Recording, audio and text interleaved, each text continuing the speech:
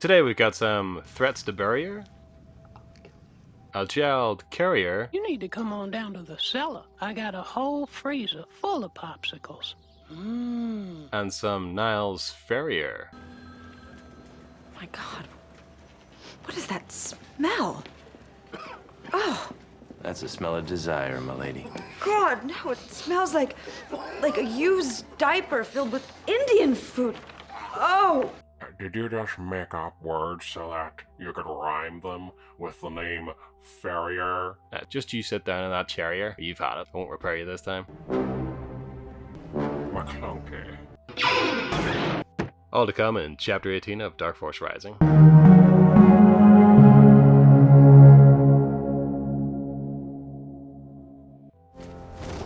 Hello there. I'm Darren. Meanwhile, We can dance if we want to. We can leave our friends behind. Because our friends don't dance, and if they don't dance, then they're no friends of mine. Okay. Oh well, on with the show. We open up Chapter 18 with Leia on Honoghr.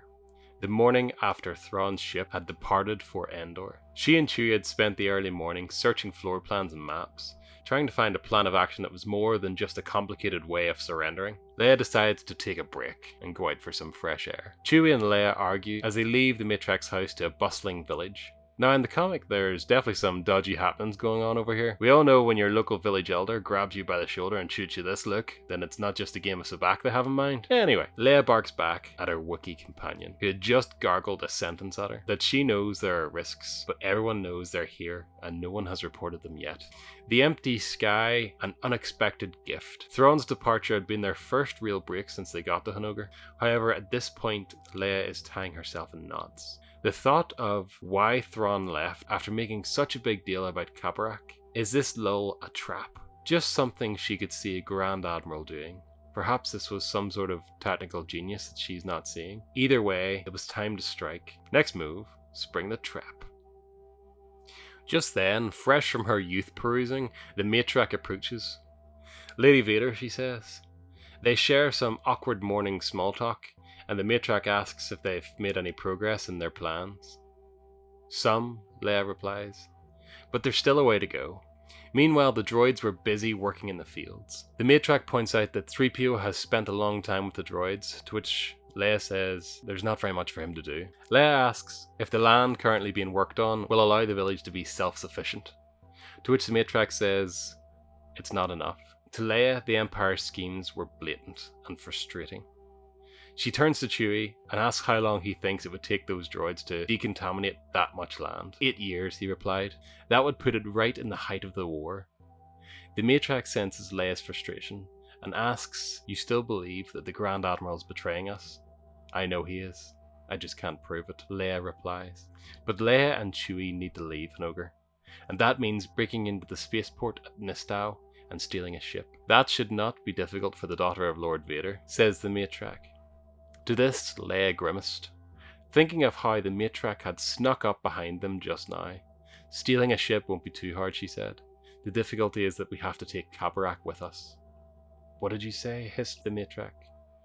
Leia explains that it is the only way. If Kabarak is left here, he'll be tortured until he reveals everything he knows, and then killed.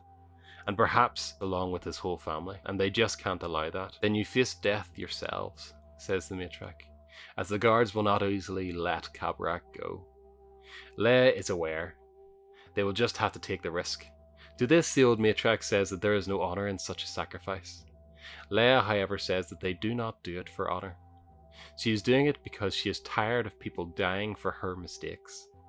Leia remembering how once the Empire destroyed an entire world because of her. She would not let that happen again. To this, the matriarch says, "You son of a bitch, I'm in." The humiliation period will proceed for another 4 days. In 2 days, the moons will give their least light. They will strike then. "There is honor in you, Lady Vader," the matriarch says. "Perhaps they will die together." "Perhaps we will," says Leia.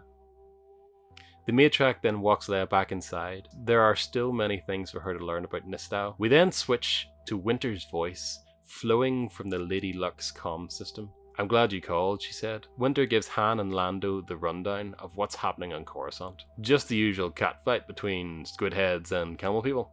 That is, the political Yo Mama contest between the Philia and Akbar factions. Han asks if she's heard anything from Leia. No such luck, but she has heard from Luke. He wants to rendezvous with them at New Cove at the money changing center. Han turns to Lando with the classic flourish of a finger. If you, like me, imagined it, now you don't have to, because the comic artist also thought of it. Majestic. Han asks Lando what that is supposed to mean. Lando says that it's a private joke. It's referring to the incident with Niles Ferrier in the Mishra Tap Cafe on Illic. This gives Winter a slight bit of relief, as he asks that there is no question it was sent by Luke then, as this message came in print. Han then thanks Winter and signs off. Turns to Lando and says it's his ship. Does he want to check it out? Or head to this swimming casino? After all, it may be a trap. But of course, in Star Wars fashion, what do? Spring the trap. I'm sensing a theme here. The two then touch down on Illic. Han already hatching a plan about snooping around before heading to the Mishra. Lando, however, stiffened at what, or rather who, he just spotted, and says he doesn't think they'll have to bother with the Mishra. It's Niles Ferrier and his stank. Han spots the figure as well. Friend of yours, he says. Lando replies that he wouldn't go that far. He murmurs the accolades of Ferrier but tells Han not to worry. He'd never bother stealing something as small as the Lady Luck. Han replies to watch him anyway. Niles greets the two, saying, Lando Calrissian, we keep bumping into each other, don't we? Hello, Luke. You've changed. Han cut in before Lando could reply. Ferrier apologizes and explains that he didn't think Han would show if not for his deception. Ferrier attempts a greasy back and forth, completely disallowed by Han and Lando. There'd be no bantering in this spaceport. I'm against banter. Ferrier wants to offer the New Republic a deal for some ships. The Katana fleet, in fact. Han plays it off coolly, as if they could ever be found. Something in Ferrier's face, though, perhaps a twitch. Something causes Han to check behind him. Doing a quick scan, he sees nothing but the usual mix of shadows behind him. Ferrier says that the fleet has been found, and he has a lead.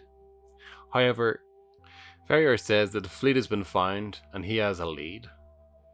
However, he only has the guy's name, and not where he is. But they will need to work together if they were to beat the Empire to him. Han asks what makes Ferrier think that the Empire is involved, to which Ferrier hits back that with Grand Admiral Thrawn in charge, it's a certainty. Han lopsidedly smiles, saying, great, now we have a name for the uniform. Ferrier's face rigid at what he just gave away.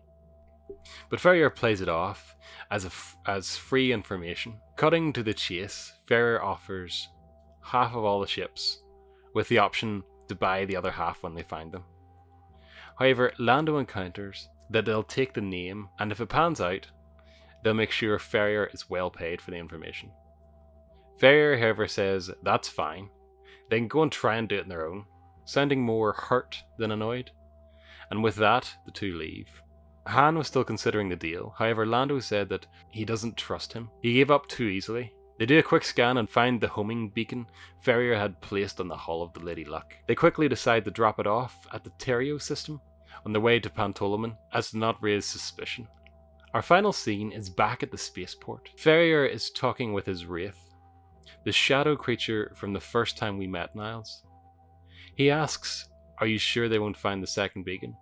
They will not, the shadow replies with a voice like cool running water. Niles grunts that they better be right. He already nearly gave the game away as it is when Han turned around. He sends the Wraith back to the ship as he looks up to the sky, saying, we got ourselves a fortune to make, and maybe a smart-mouthed gambler to take out. So yeah, great chapter. Particularly a great chapter for Leia. She's now kind of risking her life, and I mean, she's used to that. Like, Leia's used to, from she was a teenager, being in the political arena and risking her life on a daily basis to stand up for those less fortunate and those who need her. But now she's not just risking her own life, she's risking her unborn kids, she's risking Chewie and the people around her for people who are going to continue to be their enemies. They've chosen to be with the Empire and will continue to be with the Empire, and who've tracked her down across the galaxy and killed close friends in an attempt just to get close to her and do the same. So it's a nice moral quandary for her. And then it's just great to see Han and Lando interact. That friendship is just lovely. It's definitely a wee Frodo and Sam right there. So yeah, that's all we have time for this week. Don't forget to like, share, and subscribe if we earned it. Leave us a wee comment down below if you had a good time. And check out some of the videos at the end of this one. And we'll see you all next time. Bye.